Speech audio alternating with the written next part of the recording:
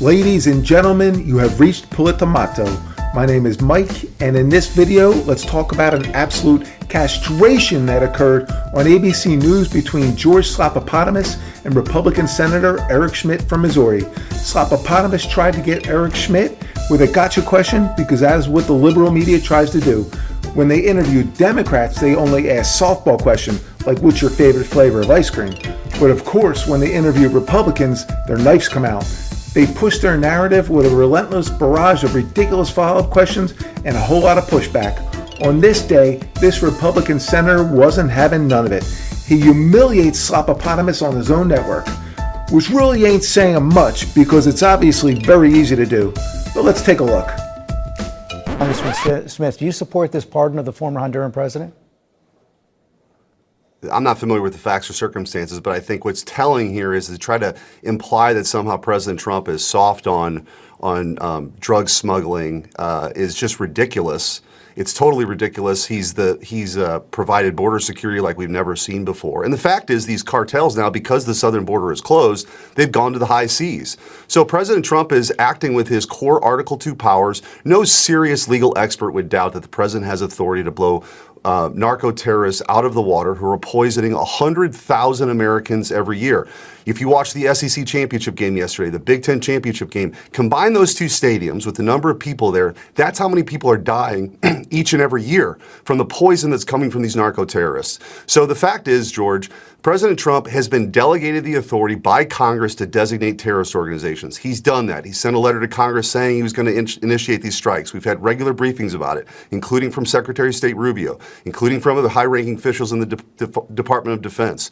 He's executing those. And so now what we have now are Democrats who have such X-ray vision and clairvoyance that they know the intentions of narco-terrorists on boats, yet we're so blind to see that they had a president for 4 years that was operating as a vegetable in Joe Biden. So, forgive me if I'm a little skeptical that this isn't all about politics and trying to take out Secretary Hegseth. That's what this whole thing's been about, George. They didn't want him confirmed. They didn't want a realist in place. They didn't want to shift from their pet projects around the world and trying to build democracies in the sands of the Middle East by the barrel of a gun. We have core national interests at stake, the homeland in the Western Hemisphere, and the rise of China. That's what this administration is focused on. The Democrats are just upset about that, and they try to create some controversy each and every week, and it goes nowhere. Now that was an ass whooping, and everything he said there is 100% true.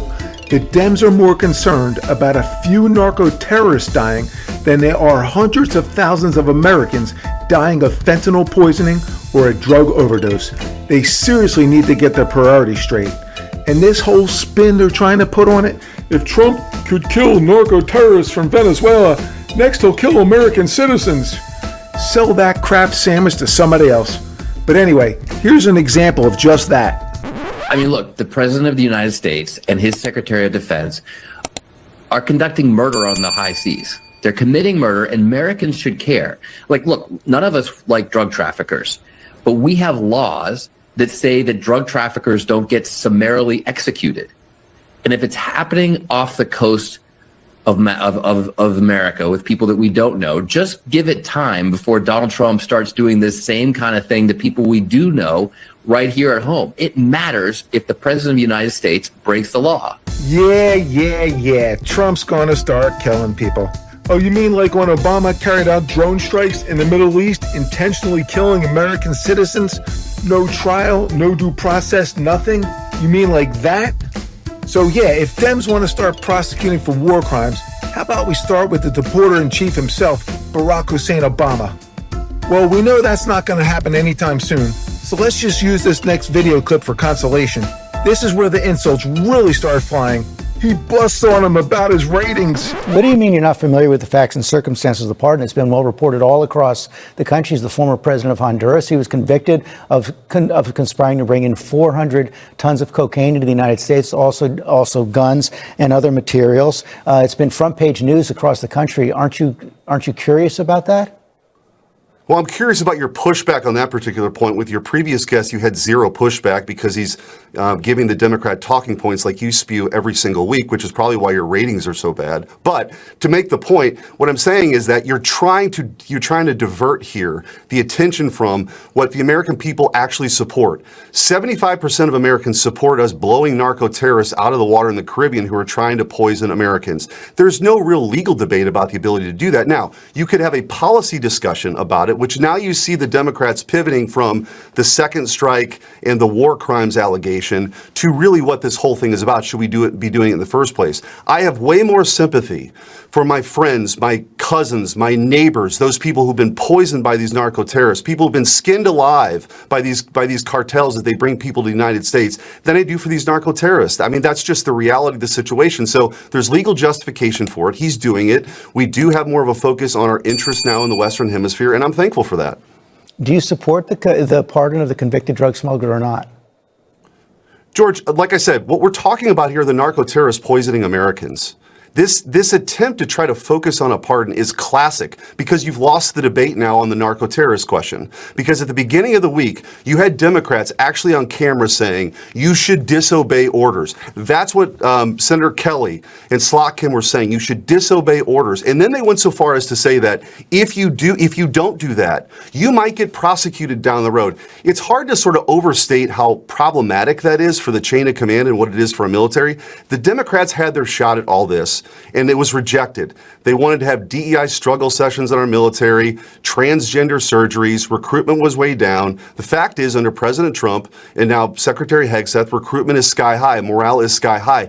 They're upset about that because they had an agenda that said that America could be everywhere all at once all the time. Now we have a president that's a realist, focusing on core national interest, including protecting Americans from being poisoned by the narco-terrorists. Just absolute facts right there. Let's talk about how President Trump actually cares about the American people. Let's stop funding wars in foreign countries and let's focus on how we can really help Americans. Maybe Trump's real motive is to overthrow Maduro, a socialist dictator butting up to the likes of China, Russia, and Cuba. But can we not kill two birds with one stone? Just to clarify, the Democrats you talked about were talking about illegal orders. They were specific about saying it was illegal orders that they were talking about. Sure, but when you press them on what orders are they talking about, they had no answer, except to say that somehow they should be guessing along the way. I mean, it's ridiculous. It's really ridiculous. And this is kind of the rabbit hole of Trump derangement syndrome, is that they can't let this thing go. They can't believe that he won. They didn't want Hegseth to be the Secretary of War. They fought it. He was their number one target. They failed at that. And so now you just have a series of issues that come up every week to try to undermine this president and the Secretary of War. And it's not working. They're going to carry out their mission. They executed another strike of a narco-terrorist just this past week. Those will continue, and they're completely authorized. I reviewed the 40-plus page memo by the Office of Legal Counsel. There's JAG officers in these rooms, George, every time there's a strike. So again, the narrative at the beginning of the week that this is war crimes, that's clearly fallen away, and now the Democrats are peddling another lie. You mentioned Secretary Hegseth. Here's a quote from the Department of Defense Inspector General report on that release of sensitive information over the Signal app. According to the Inspector General, the Secretary sent information identifying the quantity and strike times of manned U.S. aircraft over hostile territory over an unapproved, unsecured network approximately 2 to 4 hours before the execution of those strikes. The Secretary's actions created a risk to operational security that could have resulted in failed U.S. mission objectives and potential harm to U.S. pilots. Isn't that a concern? I reviewed the IG report, and it's a nothing burger. The fact is there was allegations that this was confidential or classified information, I should say. It wasn't.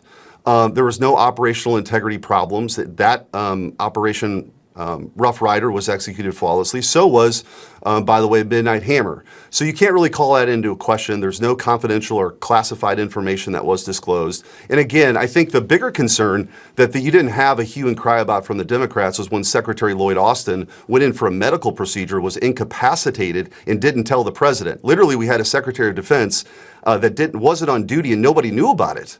Like, that's a real problem. This was a nothing burger, and that's what the IG report that I read last week in the SCIF indicated. It said it was a risk to operational security.